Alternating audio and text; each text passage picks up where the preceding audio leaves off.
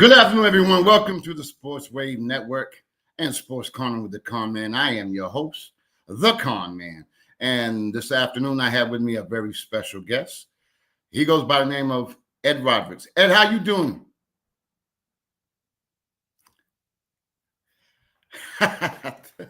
While we wait for him to come on.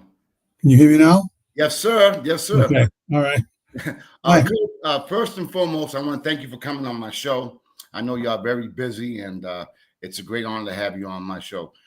Coach, before we get into all your accolades and everything, you know, what I like to do with my guests is like have them go through their grind and their journey from where it all began. Can you let the viewers know very few who do not know who you are, a little bit about yourself? Well, I grew up in the South End, in New Bedford, Hazelwood Park area. And myself and Brian Baptiste, the head coach at UMass, became good friends at like 10 years old. And by the time we're 12 and 13, fell in love with basketball. We played other sports, but that kind of took over. And this is something we did every day for many days. And I loved it. And that's how I started. And then obviously played for the Bedford High in college and all that. But the Deep South End is where I grew up and got my introduction to a lot of sports. Now, Coach, can you let the viewers know a little bit about your playing days at New Bedford High School? Well, we had really strong team. Yes. My senior year, we were number one in the state all year, and got beat at the semifinals by Brockton at the Garden. I fouled out in the end of the third quarter. We lost anyway, but that team was loaded. I mean, if you look at the team, I mean, all the kids that went to college from that team it's amazing. I mean, I went to Assumption, Division II school, but I had Division I scholarships, UMass Amherst in Pittsburgh. Brian played at AIC. Keith Francis ran the first sub 4-minute mile and was a third person. Was an alternate in the Olympics from the 800. Larry Livermento got a scholarship to University of Connecticut, played freshman football and basketball, a little bit of basketball after that. Nunu Gonzalez went to Lincoln University. And off the bench, we had Steve Ramus, who went to Northeastern. Lee Harriman, the captain of the football team at UMass Amherst. Johnny C., the captain of the baseball team at UMass Amherst. Mike Reedy, who played on that. It was amazing. It was amazing. Wow. I mean, like you don't see high schools that have that many good athletes on one team.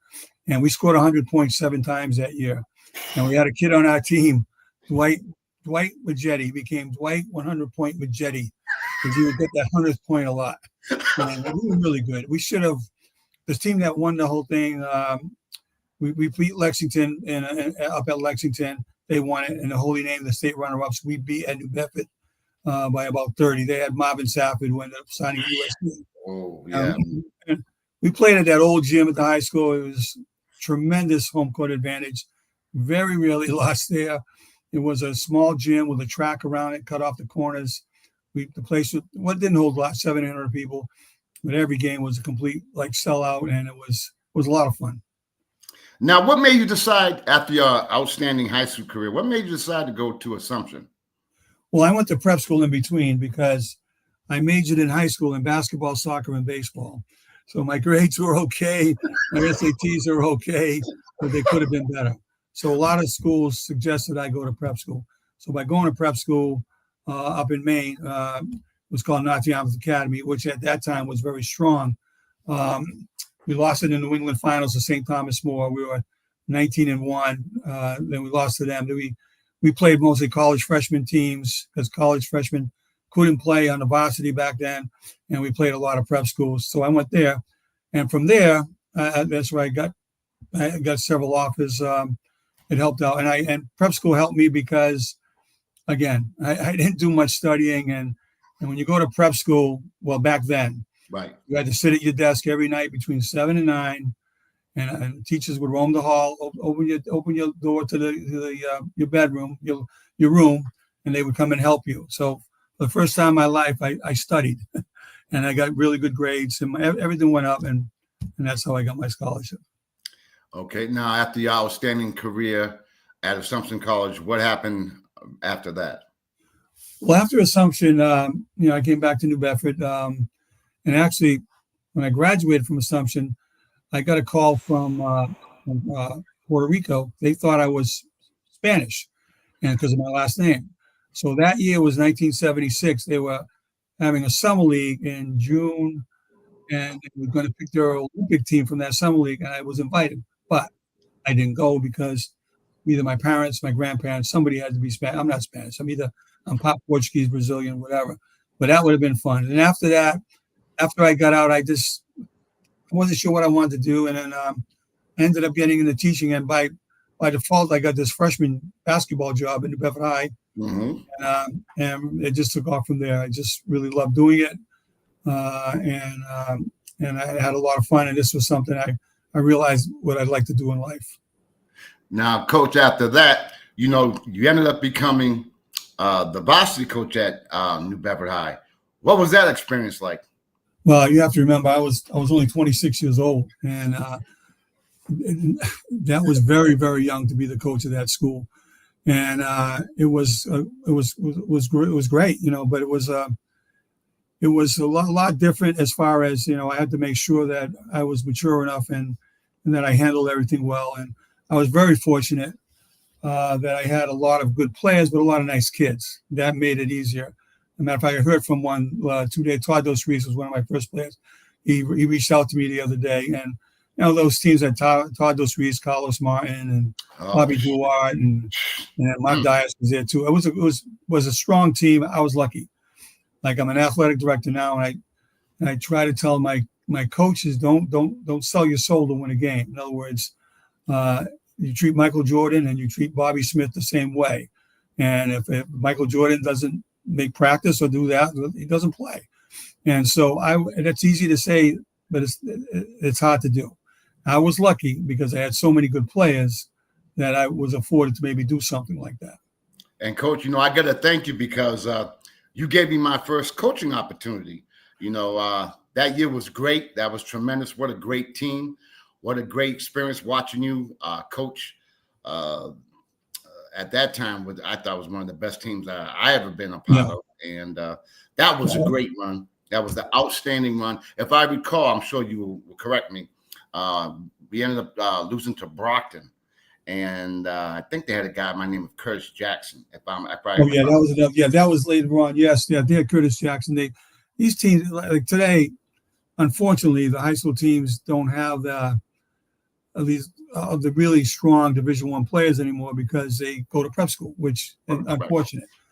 So back then, all the top teams had good players. Actually, my second year there, we lost to Madison Park in the finals. Madison Park was loaded with teams. We were loaded too. So, and then Curtis Jackson was there. He ended up, what do you think he ended up going to DePaul maybe? But Brockton always was loaded. And it was fun. Durfee was always very good. He had good players. It was those games. Unfortunately, you'll never see the crowds like that again. When we played Durfee for a 7:00 game, if you weren't there at 5:30, 5:45, you might not get in. And our gym held almost 3,000 people. So it was Durfee's. It was fun. It was exciting. I'd like to see them get back to that again. It was great. I can attest to that because, New Bedford High and Durfee had a great rivalry and some great players on both teams. I think Durfee had a guy, he's all right. He ended up having a decent career. I think he goes by the name of Chris Herron. Yeah. I think that yeah, the Herons, but the big story with that is when Mike Herron played, we probably played them out off the top of my head maybe 10 times. When he played counting state tournaments and everything, they probably beat us 7. When Chris Herron played, we beat them reverse 7 or 8 times out of 10, even though he was in the NBA. But we had Marcus Wills and a lot of other players too. So we were overall stronger than them. But Mike Herron in high school, he was as good as they get. He was relentless. He was intense, and he willed his team to do well. And we had great games with them. We just couldn't beat them at the right time. They beat us twice in the state tournament in very close games. Both years they were state champions. But the Herons were outstanding players, no question about it. Coach, I mean, you had the luxury or the pleasure of coaching so many outstanding ball players, and I really don't want to, make you pick or choose. But I mean, can you talk about the experiences of coaching that much talent? And we'll talk about the state championships and all that afterwards. Well, see, I think I know what I'm doing as a coach, but in all honesty, if you don't have the players, you don't win. Good players make successful coaches. And I was very blessed with having an abundance of talent all the time. And like, for example, just to try out for our team, and I am not exaggerating, usually over 100 kids would try out for the basketball team. And it was just trying to make you made the team. If you made our freshmen, well, you made you were pretty good. It was, and what separated us from a lot of teams were your first five may be as strong or close to our first five, but 6 through 10 are not. Well, our 6 through 10, most of those kids could start on other high schools. Matter of fact, there were a few times, I'm not going to say their names because I don't want to embarrass anybody, but they came up to me and I helped them transfer because they knew where they were on my depth list, not depth list, and where they were going to be. And they went to the local high school and averaged 15 to 16 points a game. That person wouldn't have played much at all for me. And that was the difference, But that's what happened. So when you played at Bedford High, though, you had to understand that very rarely we're going to have those 30-point scorers. We had too many good players. Once in a while, like Marcus Wells, had a few exceptions, but there's too many good players. So, for an example, I really big philosophy on. I have had maybe 2 or 3 rules. One of them was don't be selfish, be unselfish. Selfish players usually drove me crazy. We had too many players that could score. Play hard, which I think our teams were noted for, and know what you're doing. We mixed up our presses and defenses quite a bit, and you just had to know where you were. Well, we played a lot of kids. Matter of fact, one state championship game, we played 11 kids, and another one we played 12. I mean, if you think about that, that's not normal. But a normal game would have been 9 kids, 10 kids that we played, and they all deserved to play. Coach, what was it like coaching not 1, but 2 state championship teams?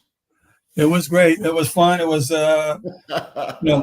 Greg Parker used to call me semifinal Ed until we won our first one. Until we won the first one. Well, what's happened? I don't think people, especially maybe it's a little different. Well, I'm at Wareham now, so I get to see our ball and a difference. I'm the AD, and we have good teams there, but I try to point out some things. It's very difficult, especially even back then. It was very difficult because there were so many good teams. And, you needed some luck. You needed to have good players and be in the right place at the right time. But it was a lot of fun. Winning the state championship, the first one was unbelievable. And I tell this story to people, and they think I'm lying. I'm not lying. You can look it up.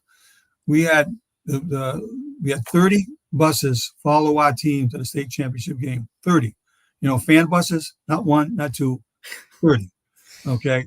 And we couldn't, it took us a half an hour, my bus, the team bus, to get out of the parking lot. And we got to the game, and I just remember telling them, it's nice. We got this following. I said, but guess what? These 30 buses followed us to the game. They'll be chasing us home if we lose, so we better win. And the place held, I think it was 11,000 people. We're at the Centrum, and the quote was 7,000 or 8,000 were from New Bedford. And we played a team right down the road in St. John's, right down the road. But we dominated the Central. It was phenomenal. The city got behind it, and then we won the next one.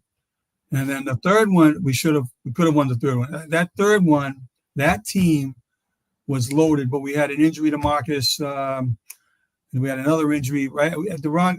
We weren't what we were at the right time at that time. In January, oh my God, that team was unbelievable. That team we beat so many good teams. And that team played 2 teams in the top 25, 3 teams in the top 25, and won 2 of them. They were loaded. And then we got beat by Brockton, the only team I thought could beat us in the tournament. And that was because they weren't in awe of us. They played us so many times, even though we dominated them, they were ready for us that game. And we just weren't ourselves. And it's unfortunate. That team might have been the best team I had. But It's not always. It's you got to win the games. And Coach, one thing that I definitely recall because I was in the stands, you didn't shy away from playing anybody. Matter of fact, can you talk about when St. Anthony's came down? Yeah, well, I that was didn't. great. The place was packed. I'm trying to do that Wareham, and I'll talk about that in a minute. The schedule Wareham has this year is off the charts, and I try to push that. Not push it. Coach wants to do it too, but I felt that what's the point of us winning by 30, 25 points, 20 points? What do we get out of that? Zero. I'd rather lose a close game, be competitive with really good teams. It would help us in the end to be better as players, coaches. We could see our weaknesses, see our strengths. And when the tournament came, we were as ready as anybody could be for the state tournament. So we go out and play. That's why we played a lot of Saturday night games. We might bring in the top team in Connecticut, New York. St. Anthony's came in. I didn't shy away from playing anyway. One year we played six of our games were against eventual state champions. 6 of our games. And we won 5 of them. And that we beat beat the Florida state champion, Louisiana state champion, New York state champion, Connecticut state champion, Rhode Island state champion, and we lost to New Jersey. New Jersey was St. Anthony's with the Hurleys guys and all those kids going all over the country and stuff like that. But that game at New Bedford High that you went to, the game was at 2:00. At 12:00, people were in the parking lot waiting to get in. Absolutely. It was. But you know what? My goal was, to bring basketball at its best to New Bedford, to bring joy to it, to have and be proud of New Bedford High, which I was. That we'll play all these teams. They might be better, but now we're going to show up. We're going to give them a run for our money. We'll do the best we can. And Coach, what you did was very unique in the fact that I went to Stan. We barely got out of Massachusetts, but you would take the team and go to play in Kissimmee, Florida. What made you decide to do that? And what a great experience it must have been for the kids to get out of the area and to experience that was my goal, to get out of New Bedford. And we've done that in Wareham a little bit now. You're this and that in New Bedford. Let's see how we are other places. Okay, I wanted you to see the big picture, and I wanted you to dream that you could do some of these things. We actually went to Alaska, too. We went to Alaska, and we lost in the championship, the Great Alaska Shootout. We played a team from Australia, and we played another team from. Who was the other team from? Oh, the other team was from Alaska. And we lost to the California state champion in the final game, and then we went to Florida 5 or 6 different times. The first one you're talking about was Kissimmee. That was called the Great Florida. I think it was called the Great Florida Shootout. You had to be nationally ranked or state champions numerous times before they would even consider you.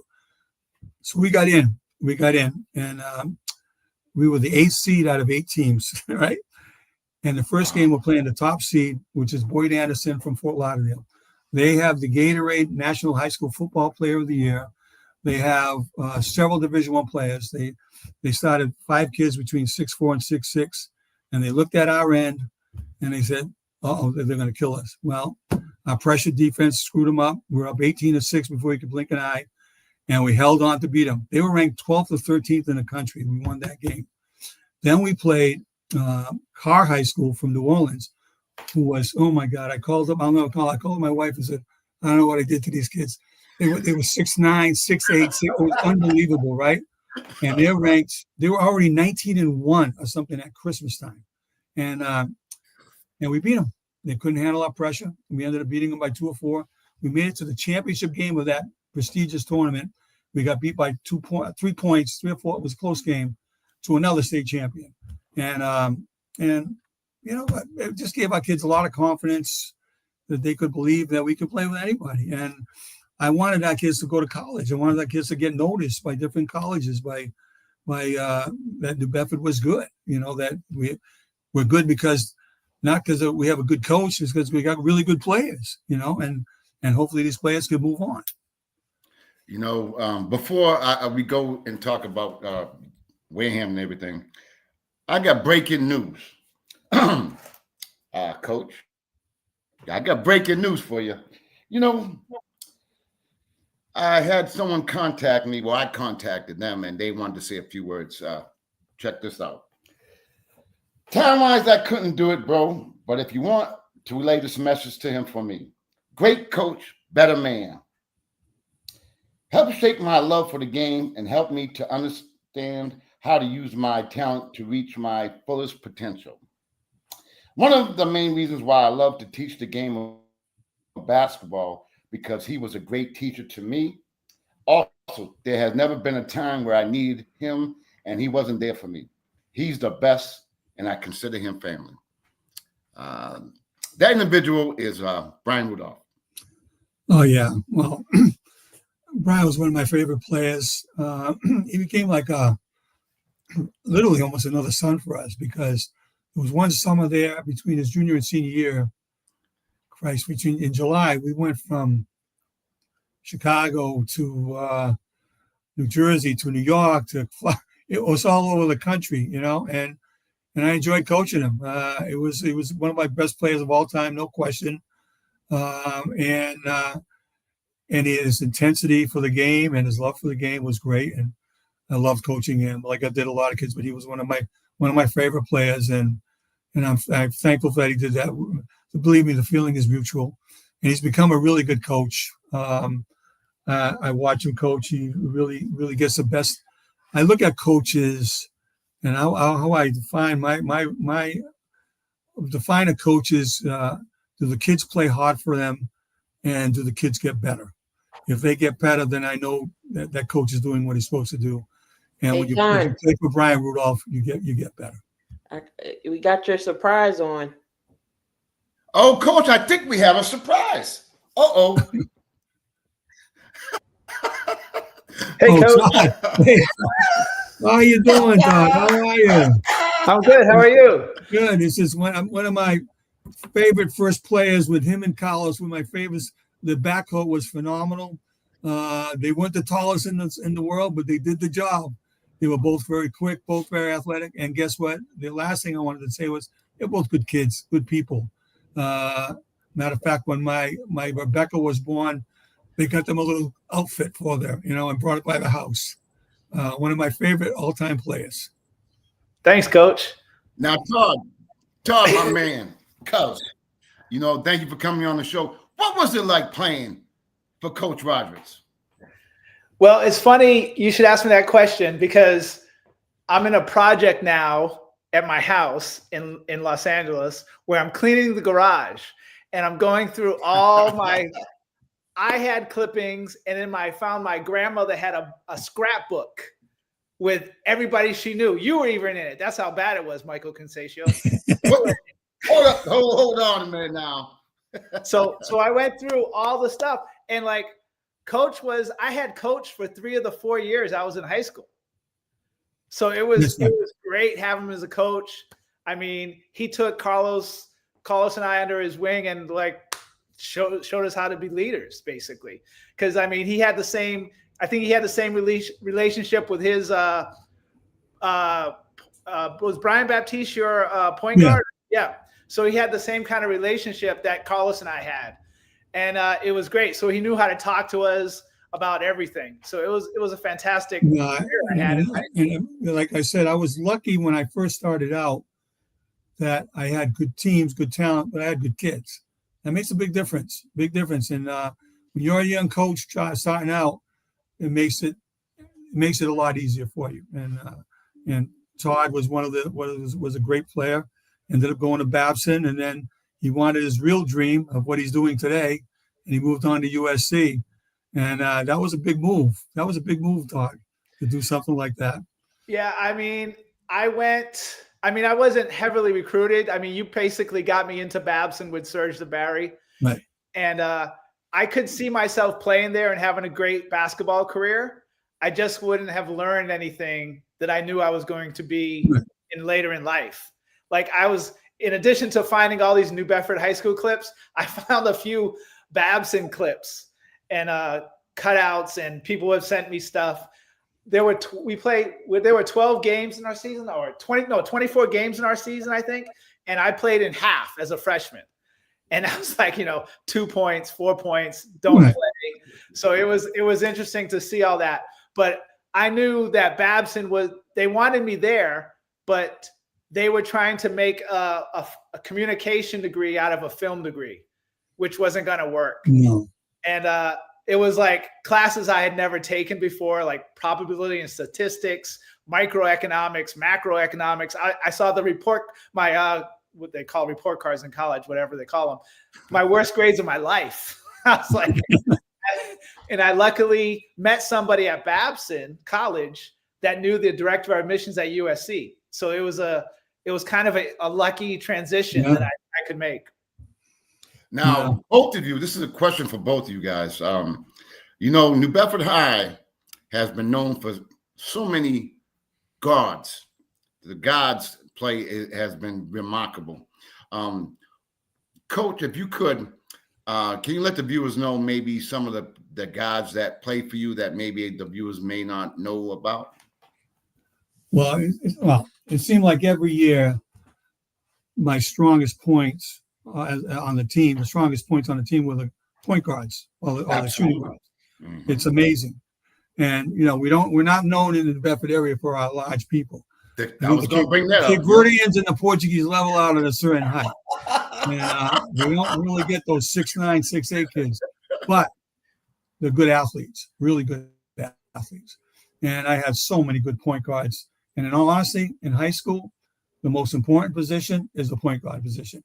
As you get older, the bigger people makes a big difference. I think in high school, if you have really good guard play, you can go deep into the tournament. And I always had good guard play. There's so many, and people may not know about. Starting with you guys, taught in college, and after was Mark Dias was before that, and there's Donald Lesser, Jason Baptiste, who was phenomenal. I mean, that goes on.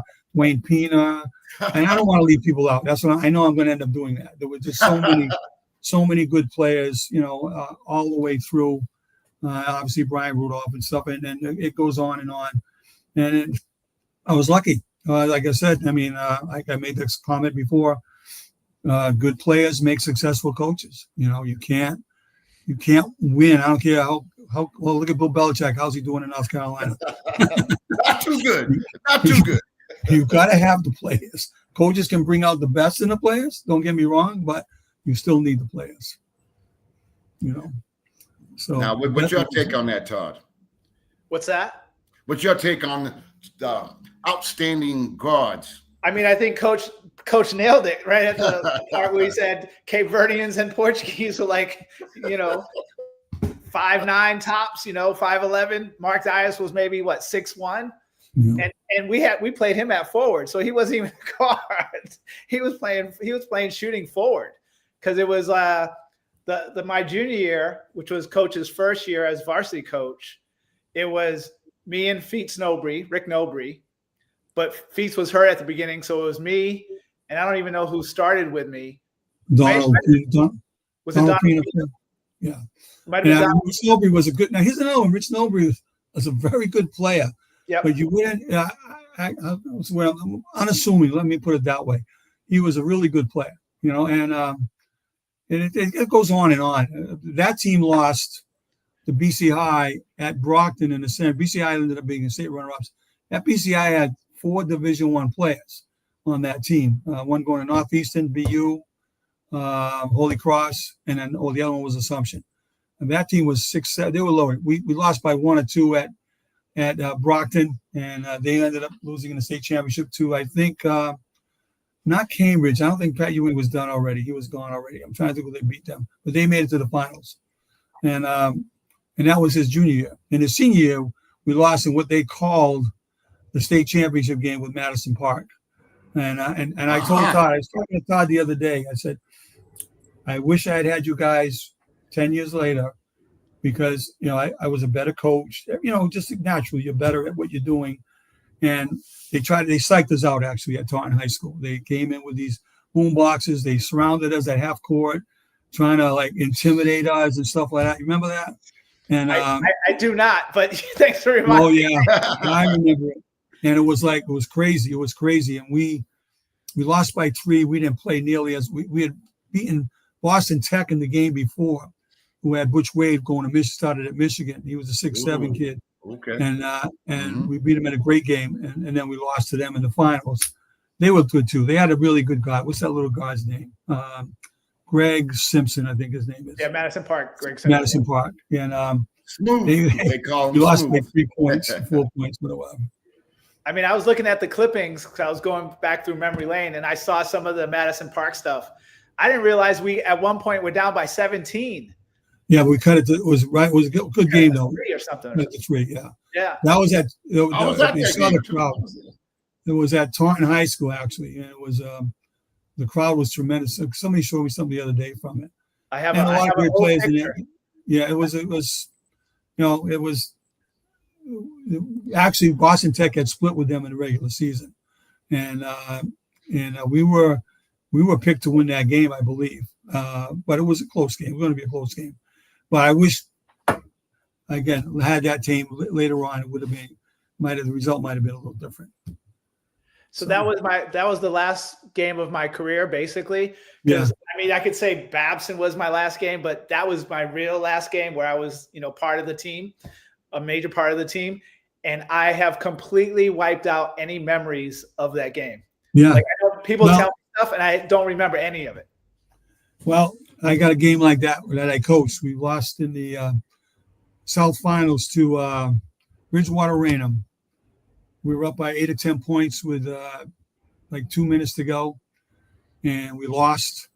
And I never watched the game. I never watched it. It took me a whole week to get over, honestly. And the team that they played in the next round was Central Catholic with Hazleton. We had beat them by 1 at New Bedford in a great game, and we were looking forward to playing them at the Garden. And that was the worst loss I ever had. So I never watched that game because we were up 8-10. We had the game and we let it slip away. Well, good thing. Now, Coach, good I thing, remember. Michael, I was going to say, good thing that the Wheeling City Cable doesn't have the tapes anymore of our game versus Madison Park. No, they don't have any of that. Like I wish they, I have a lot of tapes at home. Well, I have some of them now. I gave a lot of them away, but I wouldn't have any from when you were playing Todd. That was 82, 80, right. 82. I don't think it will go back that far, but yeah, it would. I would love to see stuff like that. It would be great. It would be great. But I do. When you show me those pictures, it brings back memories. And I look at these kids, and well, they were kids back then. Now they're all almost my age now. That's true. That's true. Now, Coach, Mike Constatio, Todd, was a good little guard. Let me tell you, he was my running mate in the hear that, Todd? league. And you know what? He set me up all the time to shoot that jump shot. He tells me that like once a week, Coach. He swears he was the Division III leading in assists in Division III in 1979. Well, I can't answer that, but I know in the 35 and over league, he gave me a lot of passes. Now, this is another question for both you guys. How would you compare when you were coaching Conn Man, who was a tough son of a you-know-what, and Todd, and bringing it forward to the guys that you had when you ended your career? What was I guess the difference? I don't. The only difference would be they're a little bigger, as far as the same type of. No. I mean, Brian Baroff he'd kill his mother if he could, So, and the other guy was Ryan. Was a different type of player. It was a shooter scorer, but we had the talent was the same. You know what I mean? Those were two good guards. We had good guards at the end, and that was never a problem. I don't think there's much of a difference. The only difference might have been is these guys had more access to improving themselves, getting better. When you guys were playing in the early 80s, they didn't have all the stuff they have now. Even now with my grandsons, all the stuff we're doing with them, it's crazy. They didn't have that when you were playing. They didn't have that when I was playing. I talked about Brian Baptiste before, and at Hazelwood Park, we used to make up our own drills. There was no drill. We made up our own shooting stuff and whatever. And today it's a little too much. So what I feel bad for with kids today, what I used to love, and when I was playing age 19, 20 to 30 years old, was going to Buntwood Park or whatever park it may be and playing full court at night. These kids don't do that. They very rarely play when they're not being coached by an adult. Very rarely. Oh yeah. I mean, it just doesn't happen. And now it may happen a little bit more in high school, a little bit more, but not as much. Like growing up, when I was 12, 13, 14 years old, my mother or father weren't going to watch me play all the time. We were just going to the park to play against other kids. That's how you grow up. That's how you learn to fend for yourself, get stronger, get better. Kids don't do that. They don't do that. They're coached all the way. And even in high school, because they're AU, they play AU, all right, or they do, this guy's working them out or whatever. They very rarely just go to the park. When I was high school age, I went to Buntwood Park, all the college guys would play. So for me to play in those games was phenomenal. I just remember Otis Gilmore coming to Buntwood Park. I remember that. I ended up getting on his team that day. I was very lucky. And but each night there'd be guys that played all over the place that would come to play. And then Monty Park was the other one. We'd have. Oh yeah. It was fun. It was fun. It was. I enjoyed it. Now they don't do that. They don't do that, and that's a shame. It really is a shame. It was a good thing for the New Bedford that I recall. A lot of summers, Providence College players would come down and play at Buntwood Park. Ernie D would come down.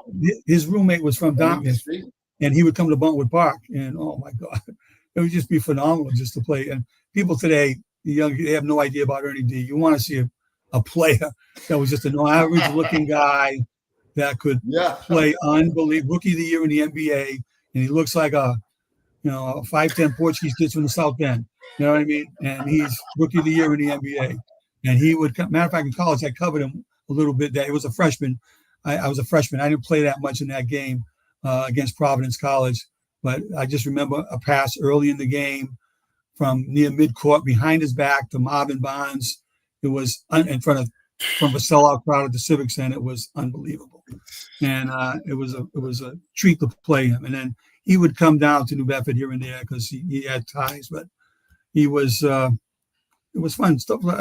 Guys from URI, Providence, they'd all come down and play. It was different era, different time, and they don't have that anymore. No, not at all. They don't even play at the boys club. They don't play at the boys club in the wintertime. No. That's the whole not like element. What's great about it is like Coach Roderigues came on and he talked about how him and Brian grew up together. That's sort of like a dichotomy. Same thing with Todd and Collie. Talk about that. Todd. I mean, Carlos and I, our families have been friends since we were babies. So everybody knew each other. I was born in the South End, but I moved to the West End, and Carlos was always in the South End.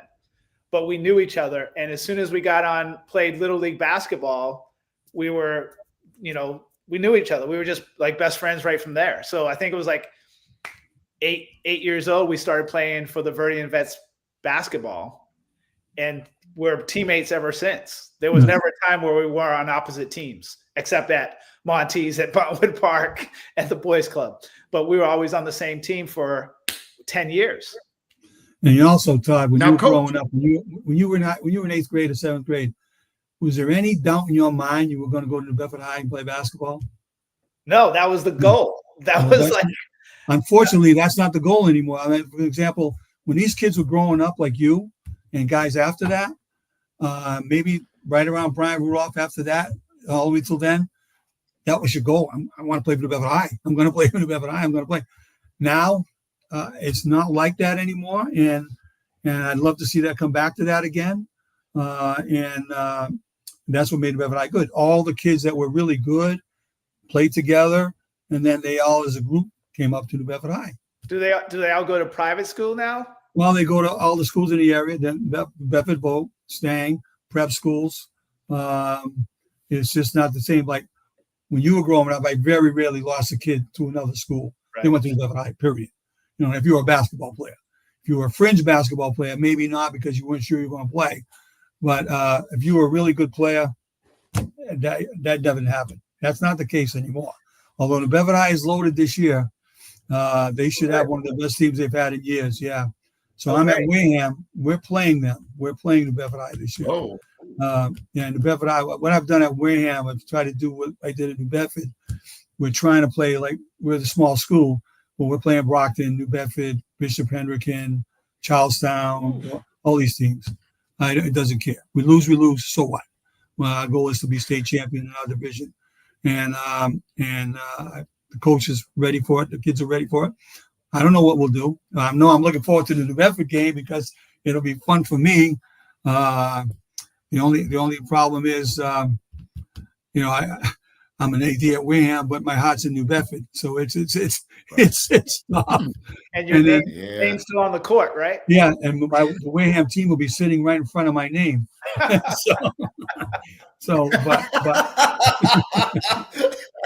it's this is my job now. My heart will always be in New Bedford. I enjoy Wareham. People have been really nice to me there, and it's what I do like about Wareham. It's a basketball community. By far, basketball is their favorite sport, and there's a lot of they've over the years for their size have done pretty well. Now, Coach, what was it like having the court named after you? While you're still here. Well, yes. Well, you know what? That's a good point. Like for an example, I've been fortunate enough to get different awards in my life, and there's none that even come close to that. None, because your name's on that court. That's forever, so to speak. And when that happened, that was a great day for me. I was looking when I did a little bit of homework, and that was in like 2009. Am I correct? Yeah. What happened is when I retired in 2007, I retired because I was missing. I shouldn't have retired, to be honest with you, but I was missing my son's basketball games in college. Gretchen was playing still, and I'm like, what am I doing? I'm only going to go through this once. And I saw my son score his 1,000th point in college and all that. I would have never done that. And so I gave up something I loved to do that, which I thought was more important at the time. So they suggested they put my name on the court, but then they all said, when I retire as a teacher, they wanted to make sure when I retire as a teacher in 2009, which I did. 2007 was a coach. That's when they put it on. And so I was glad he did it then, because a lot of people that get their names on something, they can't appreciate it because they're dead. Well, you know what I mean? So, now I appreciate it, and we go to the court, and my daughter coaches at Taunton, so they play New Bedford, and it's nice. But to say how much I'm embedded in New Bedford, when I would walk around the park, and when I got say I had a Warehams thing on from Wareham, people would look at me like, "What the heck's wrong with you?" Yeah, I had a Wareham thing. Well, I'm an AD at Wareham. Like I'm betraying New Bedford, and that's never the case. It's just that this is where I worked. And so that's why that New Bedford Wareham game will be a lot of fun. It's a lot of fun in some ways, not so much fun in some other ways. But right. Looking forward to it. Now, Todd, we're here, honoring and giving Coach Roderigues his flowers. What is your fondest memories of playing for Coach Roderigues? Wow. I know it's a tough question, but how I roll. My last game, and you want to remember that? We had so many on-court things that we did, so many off-court things that we did. Yeah. And like I said, he was my coach for 3 of the 4 years I was in high school. So we were together all the time. It was just like, they would come over my house. Yeah. We'd go over the house. They would come over my house. Project with feeders and stuff. Oh, yeah. That's great. Wow. And there was a time that maybe I can't talk about this story, but after Carlos and I had finished college, we took Coach out to a restaurant. It was Cinema 140, Rosie's. It was Rosie's. Okay. Oh yeah, I remember that. Mm-hmm. And he thought he could drink with the young guys. No, could Could not. But see, I like things like that. You know what I enjoy now? Like I heard from Todd a few days ago, when I see guys like this that I haven't seen for a while, and then we talk and we laugh, and I enjoy stuff like that. That's important to me to see. All the guys that I've seen, most of them are doing well, and that makes it important, you know.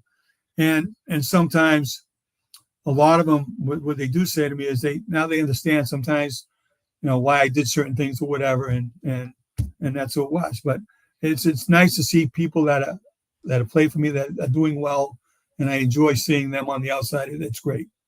You know, Coach, too, you know, when you know, I posted that you were going to come on my show, quite a few of your former players contacted me. One of them goes by the name of, I think you two might be familiar with him. He goes by the name of Flea.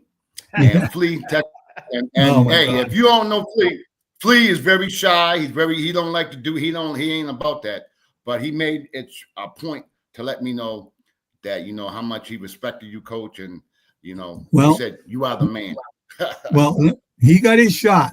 I don't know if he ever told you how he got his shot. He wasn't starting at first. Johnny Sylvia was starting, okay? Ooh, and Johnny Sylvia was faster than fast. And another little guy. Well, anyway, something happened with Johnny, and I ended up signing Jason. His first start was against Durfee on Friday the 13th, right? So Durfee was heavily favored. They were heavily favored in that game. And he had a phenomenal game. We won. We upset him. Headlines the next day in the paper was Jason lives, right after the Halloween. and he never came out of that lineup again. And when he played, this is how, like, you know, we have different sets or whatever. And I started thinking, I didn't really need different sets with him. What we would do is we just spread you out. He would be in the middle of the court, and he made such unbelievable decisions. You couldn't cover him one-on-one. It really was hard. He would get by whoever he was covering if they played his man, and he would make the right decision almost every time. So now teams had to play a zone, just like press breakers. I put in a press breaker, doesn't even make, just get in the ball. Get out. You couldn't take it from the ball. It was just flapping the ground. Bam, bam. So teams had to play a zone. They couldn't play us man. And we weren't very big that year, unfortunately. We won some big games. We didn't win it all, but he was a fun kid to watch play. You know, people loved him. And he could play. He could really play. I'm saying there's so many good guards like that, you know. I know. Like you know, people point guard you at New Bedford High School. It was. So like a lot of them. Absolutely. And a lot of them could all play in college and stuff like that. It is, and it's been like that. And again, I said that's in high school. I think that's the key position. And two, having so many of them, that's why we had a lot of good teams. You know, Todd. Again, just thinking back about your playing career and some of the players you played with, you know, what was that experience like playing with not just Collie Martin, but the rest of your teammates? Well, it was great because I keep having to go back to this point, but I had coached for 3 of the 4 years. So we ran the same system all through high school. Yeah. I mean, I had 1 year with Coach Pacheco, but I knew Coach's system so well that it was like, his system was totally different than mine. Yeah. That's the way he coached. I'm not pleased. He was a good coach.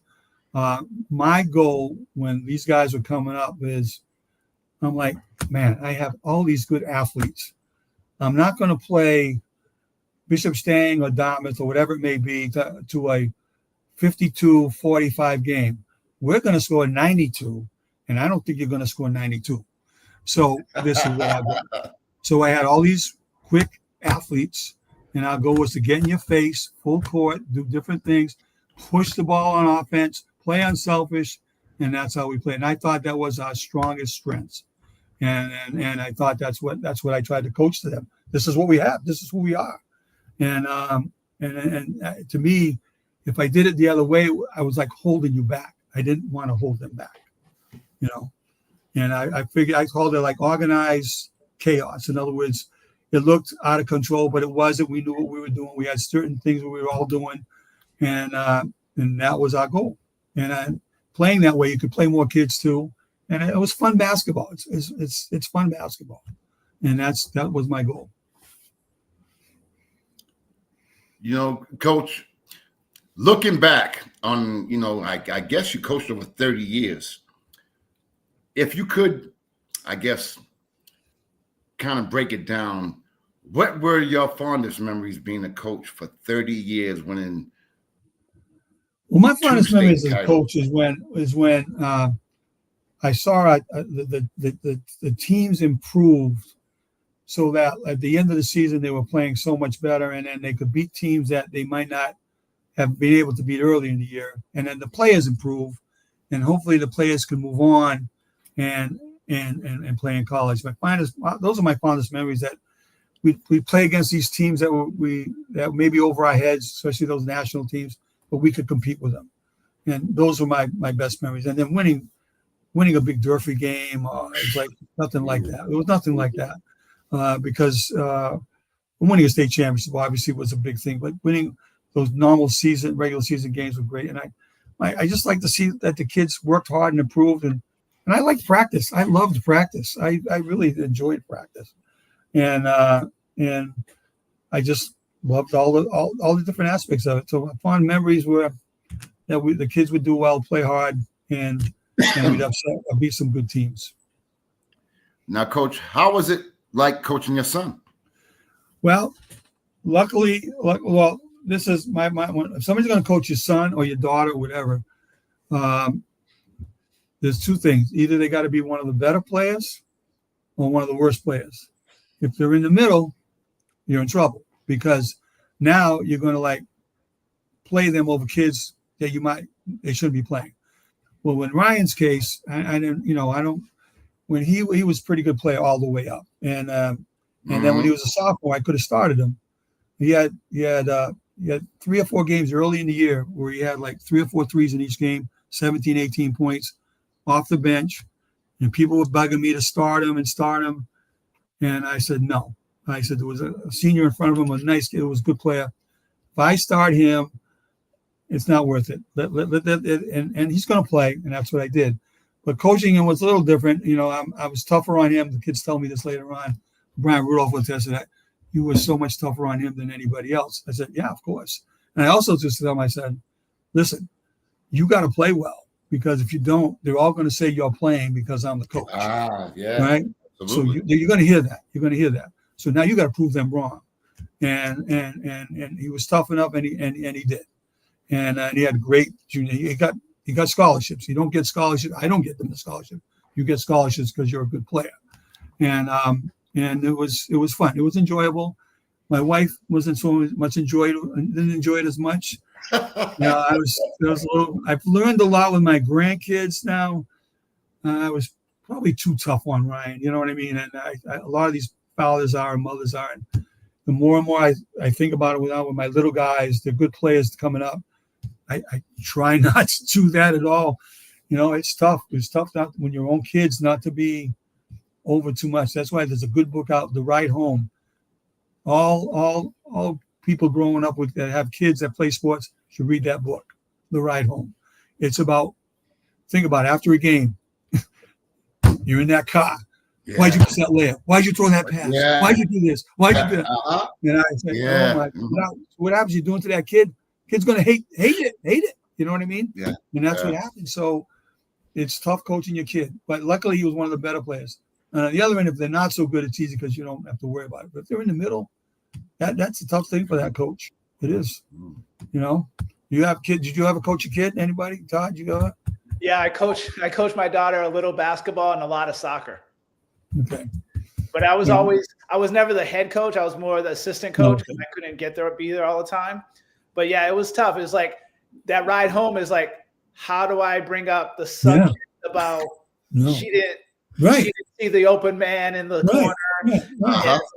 Then they do hate it after you don't even talk about it. So the best thing I try to tell them is don't talk about it unless they talk about it. And then maybe a day or two later, go over it with them. because you're all intense after the game. They're all da-da-da after the game. Just like I tell these my coaches, do not talk to a parent after the game. Some of these parents are crazy. You know, they'll and the game is over, and I say, don't talk to a parent after the game. Give them your information. You want to talk the next day, we'll talk. Because guess what? You've just coached an hour and a half game. Your blood pressure is up there. You're all intense, whatever. And that parent's not coming over there to tell you you're the best thing since sliced bread. Let me tell you. They want to know why Johnny only got 2 minutes of playing time or didn't shoot the ball, or whatever it may be. That's so, true. So don't even talk to them until the next day. And so now what I do is we have a contract. I have a contract that I make our coaches print up, and we send it to each kid's got to sign it, and I send it to the parents. And one of the first lines is, we do not discuss playing time. That doesn't mean that they won't try to bring it up. We're not going to discuss playing time. And that's not, you want to discuss, your son needs help after school with something or this or a job or whatever, fine. But this is 99% of the time when a parent approaches you after a game, it's about one thing, playing time. You could have won the game by 20 points. It didn't matter. You could have lost the game by 20 points. It didn't matter. It's all about playing time. So I very rarely deal with parents anymore at Wareham because I'm retired and I have a full pension. So does my wife. So this is extra for me. If I don't do this, life's going to go on. I'm not 40-something years old. Exactly. Well, I even told the principal when I got the job, if you think I'm going to kiss up to these people, I am not. Don't hire me. I said, don't hire me. I said, I'm going to tell you straight as it is. Maybe you're right. Most of the time you're not. So the message gets out. So they don't come see me.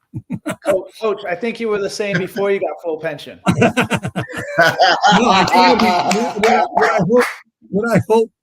I hope most players that play for me think that I was fair, and that I tried to do the best I could as far as that goes. I wanted to be fair with everybody, and that the best players played more, whatever, in my opinion. And I tried to be fair. I didn't try to,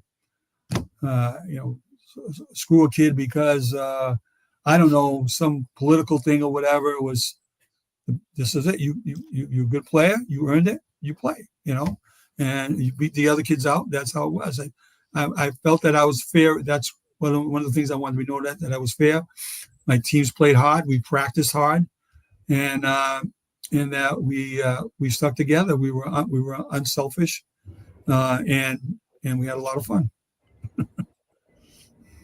That's fantastic, Todd. Before we end this great show, is there any last things you would like to convey to Coach Roderigues or to the viewers?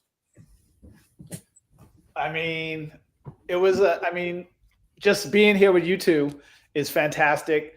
I mean, it was great having Coach as my coach for like those three years and being friends with him for most of my life now. But anything I want to say to him, I say in private because I'll see him when I go to New Bedford.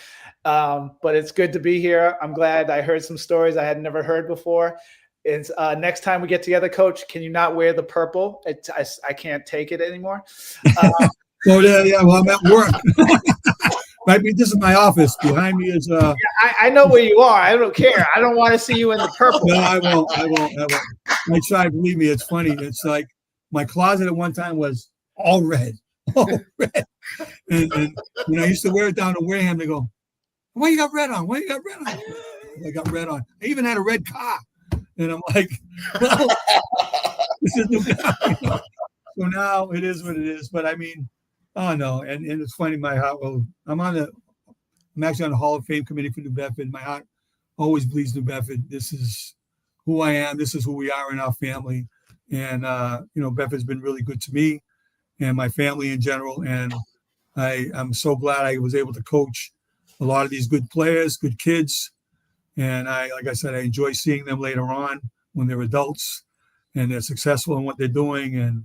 And we can go out and have a beer and a couple of laughs. I really think that's a great thing. Coach, before we close, is there anything that maybe I should have asked you, or maybe something that you want to convey to the viewers? I don't want you leaving here not being able to say, I wish Mike had asked me this, or I wish I had No, said I mean, this. no, I mean, no, I think we hit a lot of the things that was important, as far as New Bedford High goes and coaching and what went on. And, it's, no, I think it was good. I think you did a good job. I didn't know what to expect on this, honestly, Mike. This was good. Neither did Todd. This was better than what I thought would be. It was great. I do this more often for sure. And you should, and I'm sure you have a lot of people like myself on it. And I think it's a good thing. It's a good thing. There are a lot of good players and people in this area, and a lot of good basketball people, and they should go on stuff like this and talk about different things that go on. There's a lot of people that are good at basketball, but not only good at basketball, but are involved with basketball. I think this is a pretty good basketball area. Well, I want to thank both of you for coming on my show, Todd. I want to thank you for coming on and surprising Coach. And Coach, you already know how I feel about you, and that's why I wanted you on your show to give you your flowers. Yeah, I'm still waiting for that check because all them pics I sent, I'm still waiting in the mail for that check. That probably ain't gonna come. But anyway, I want to thank you both for coming on my show. You guys are welcome anytime. Anything you got coming up, you already know. And I just want to thank you guys for coming on my show and making the show what it is. Well, thank you, Mike. You've always been a good friend. And Todd, love you from a long time ago. One of my favorite players, favorite people. And this was a really good experience for me tonight. Well, folks, there you have it. My cousin Todd Reese and Coach at Roderigues, I wanted to give him his flowers. And again, I want to thank Todd for coming on as well. I enjoy doing this show because I get more out of it than probably my guests. So, folks, tune in to the Sports Wave Network and Sports Corner with the Conn Man as we have some outstanding guests coming on. And again, I want to thank you guys for tuning in to the Sports Wave Network and Sports Corner with the Conn Man. Y'all stay safe. God bless. Have a good night. Good night, fellas. Thank you. Thank you.